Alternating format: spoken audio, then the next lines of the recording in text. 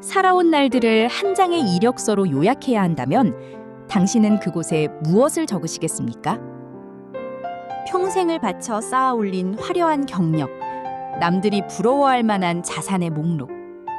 그런데 만약 그 빼곡한 기록들 사이에 정작 나를 부르신 하나님의 이름이 단 한 번도 등장하지 않는다면 어떨까요?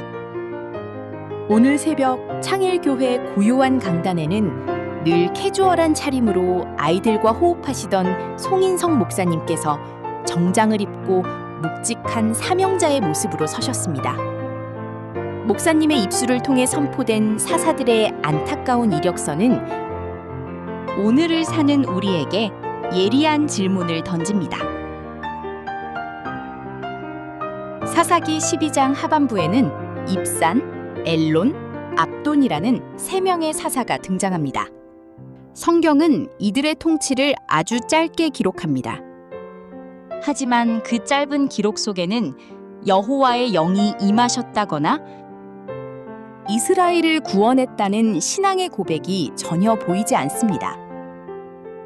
대신 자녀가 몇 명인지, 나귀를 몇 마리 탔는지와 같은 육적인 통계들만 가득하죠.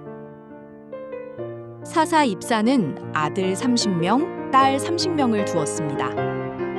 그는 이 자녀들을 타국으로 시집 보내고 또 타국의 여인들을 며느리로 데려왔습니다.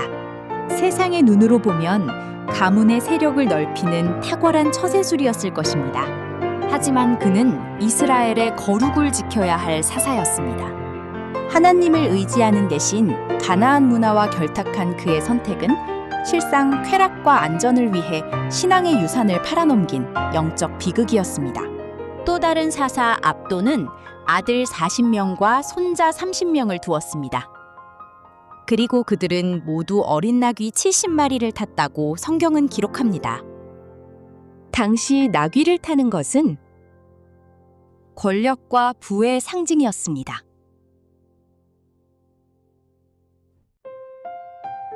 압돈의 삶은 화려했습니다. 하지만 그의 이력서 어디에도 하나님의 구원은 없었습니다. 하나님을 위해 헌신해야 할 자리에 나의 자식, 나의 권력, 나의 나귀만이 남았습니다. 직분은 있었으나 사명은 실종된 참으로 공허한 이력서입니다. 입산과 압돈의 시대는 전쟁이 없었습니다. 경제적으로 풍요로웠고 가문은 번성했습니다. 그러나 성경은 이들의 시대를 영적 침체기라고 말합니다. 하나님을 찾지 않아도 잘 굴러가는 일상이야말로 가장 무서운 위기이기 때문입니다. 사명자가 아무 일도 일어나지 않는 안락한 거실에 안주할 때 공동체는 소리 없이 죽어갑니다. 내 삶에 하나님의 이야기가 끊어졌다면 지금이 바로 멈춰서야 할 때입니다. 이제 오늘 주신 말씀을 우리 삶의 거울 앞에 비춰보고자 합니다. 3가지 질문을 가슴에 품어보십시오. 첫 번째 질문입니다. 나의 마지막 이력서에 오직 나귀 70마리만 남는다면 어떨까요? 자녀의 성공, 부와 권력의 대물림. 세상은 이를 성공이라 부르지만 하나님은 이를 영적 표대의 상실이라 부르십니다. 나귀는 많아졌지만 정작 영혼은 텅 비어버린 결산표를 들고 주님 앞에 서지는 않겠습니까? 두 번째 질문입니다. 왜 평안해 보이는 이 시절이 가장 깊은 영적 침체기일까요? 고난이 없어서 평안한 것이 아닙니다. 하나님과의 처절한 씨름이 없기에 조용한 것입니다. 하나님이 잊힌 채 세속의 가치로만 잘 굴러가는 삶은 영적 감각이 마비된 중증 질환 상태와 같습니다. 세 번째 질문입니다. 하나님이 빠진 직분은 우리의 삶을 어떻게 병들게 만듭니까? 사명 없는 직분은 자기 과시로 변질됩니다. 하나님께 드려야 할 에너지를 나의 기득권을 지키고 타인에게 인정받는 데 쏟게 됩니다.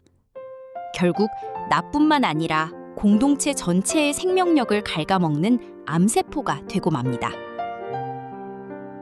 세상은 오늘도 우리에게 속삭입니다. 더 화려한 직함을 적으라고, 더 멋진 나귀를 타라고 말이죠.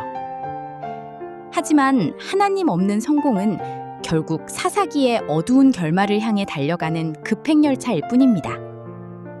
오늘 이 새벽, 기도의 방향을 바꾸십시오. 나귀 70마리를 구하던 손을 내려놓고 내가 선 곳에서 하나님의 뜻을 구하십시오. 화려한 직분이 아닌 거룩한 사명을 구하는 당신의 오늘을 주님이 기억하실 것입니다.